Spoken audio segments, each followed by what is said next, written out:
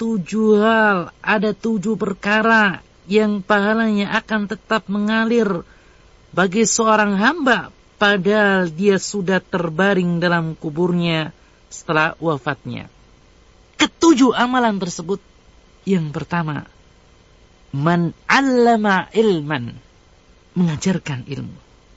Kata ilmu yang dimaksudkan di sini adalah ilmu bermanfaat yang bisa mengantarkan seorang agar mengerti tentang agama mereka, bisa mengenal Rabb dan sembahan mereka, ilmu yang bisa menuntun mereka ke jalan yang lurus, ilmu yang dengannya bisa membedakan antara petunjuk dan kesesatan, antara kebenaran dan kebatilan, serta antara yang halal dan haram. Berbahagialah Anda ketika Anda mengajarkan kepada saudara-saudara Anda, kerabat Anda, atau masyarakat di sekitar Anda mengajarkan akidah kepada mereka. Bergembiralah Anda ketika Anda mampu mengajarkan amalan-amalan ibadah kepada keluarga Anda, kepada kerabat Anda, kepada teman-teman Anda, kepada orang-orang kaum muslimin. Anda ketika meninggal dunia, sementara mereka mengamalkan ilmu Anda, maka Anda memperoleh pahala yang luar biasa. Pahala Anda tetap mengalir.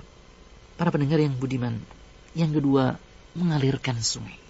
Maksudnya adalah membuat aliran-aliran sungai dari mata air dan sungai induk, supaya airnya bisa sampai ke pemukiman masyarakat serta sawah ladang mereka.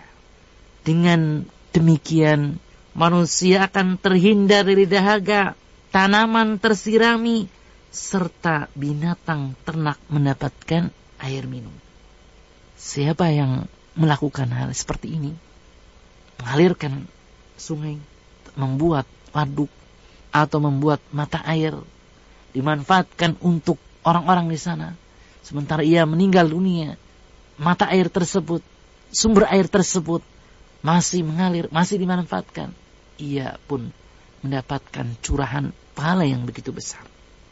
Yang ketiga, menggali sumur.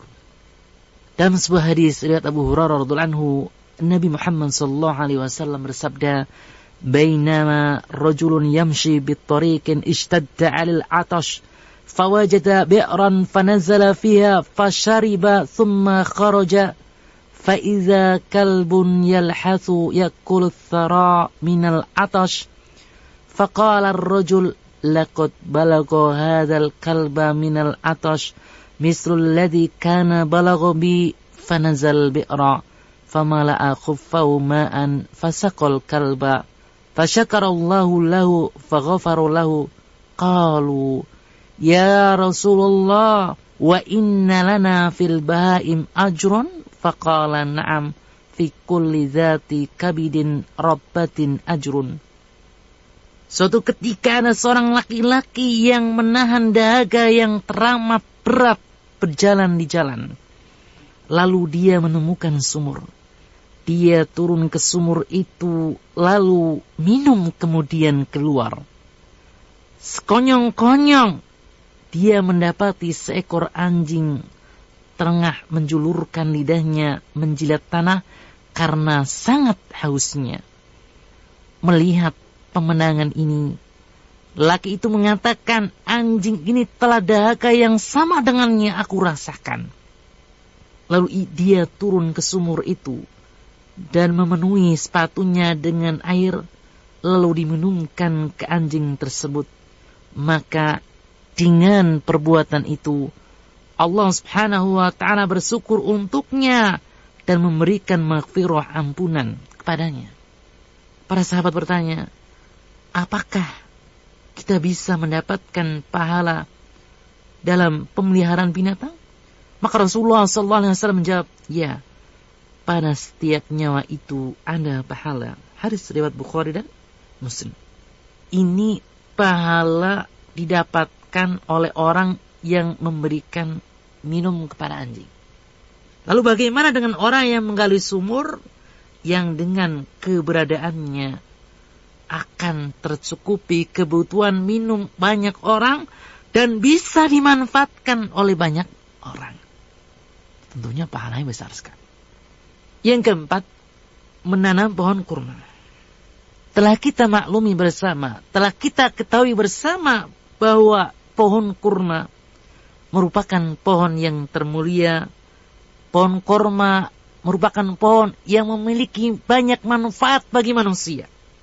Maka barang siapa yang menanam pohon kurma dan menermakan buahnya untuk kaum muslimin, maka pahalanya akan terus mengalir setiap kali ada orang memakan buahnya atau setiap kali ada yang memanfaatkannya, baik manusia maupun hewan. Yang perlu diingat, hal ini juga berlaku bagi siapa saja yang menanam segala macam pohon yang bermanfaat bagi manusia. Penyebutan kurma dalam hadis ini secara khusus disebabkan keutamaan dan keistimewaan yang dimiliki oleh pohon kurma tersebut. Jadi ketika Anda menanam buah belimbing misalnya, sementara banyak orang yang memanfaatkan belimbing Anda mendapatkan pahala. Anda menanam pohon rambutan yang besar, kemudian buahnya banyak sekali, buahnya manis, kemudian Anda mendermakan buah rambutan tersebut pada tetangga Anda, maka Anda mendapatkan pahala besar sekali. Ketika Anda mengatakan kepada para tetangga, silakan ambil saja buah rambutan ini sesuka Anda. Kalau Anda mau bawa teman-teman datang ke sini mengambil buah rambutan ini, silakan. Anda mendapatkan pahala yang melimpah, Anda mendapatkan pahala besar. Ketika Anda meninggal dunia sementara pohon itu masih ada, kemudian banyak orang yang mengambil buah rambutan itu, Anda tetap mendapatkan pahala di sisi Allah Subhanahu wa taala. Yang kelima, membangun masjid. Masjid merupakan tempat yang paling dicintai oleh Allah. Masjid merupakan tempat yang paling disukai oleh Allah Azza wa Jalla. Sebuah tempat yang Allah perintahkan untuk diangkat dan disebut namanya di sana.